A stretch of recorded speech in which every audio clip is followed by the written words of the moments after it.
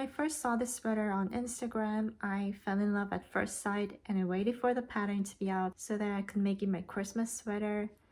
But I couldn't manage to finish it by Christmas, which didn't matter anyway. It was already New Year when I finished washing and blocking. It came out exactly how I wanted it to be. It was very interesting to see this beautiful pattern formed by knit and purl stitches. I'm very satisfied with the fit, and I don't know what else to say. It was a fun and satisfying pattern to work on.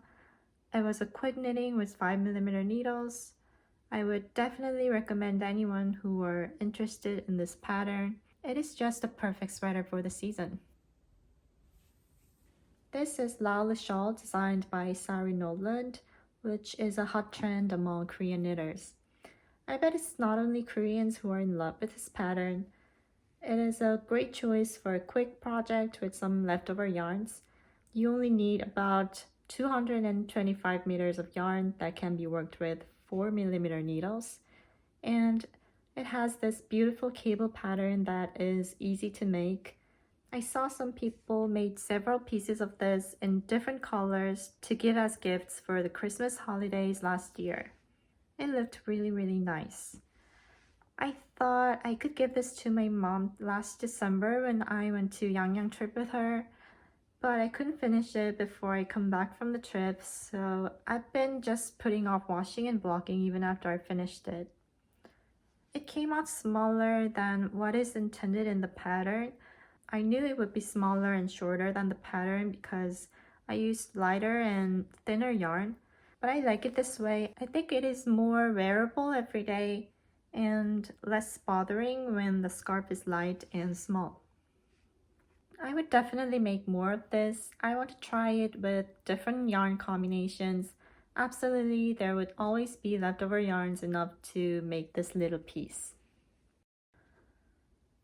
So it is the new year.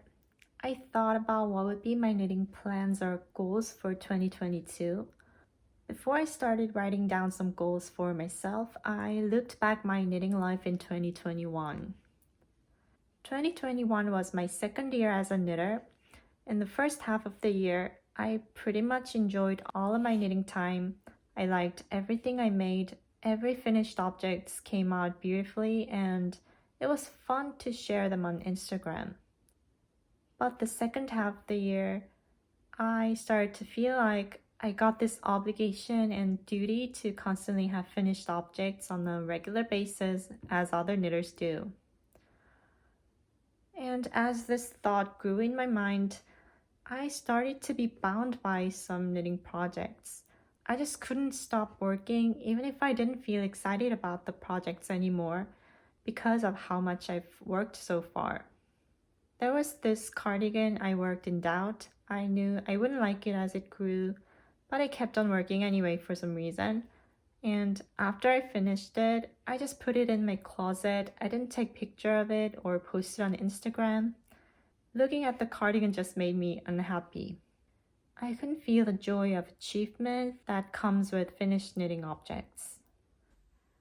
Because I love knitting and I want my knitting life to last long, I want to focus on making my knitting time more enjoyable and excited. So instead of setting detailed plans for what I will make or goals to achieve in 2022, I would call it my New Year's knitting resolutions or intentions that can be reminded throughout the year.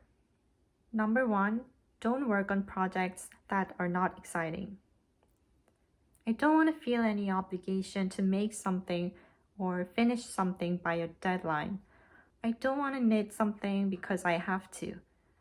Knitting is not my job. I will spend my precious time and energy on things that give joy. I won't try so hard for a knitting project that doesn't seem to work anymore.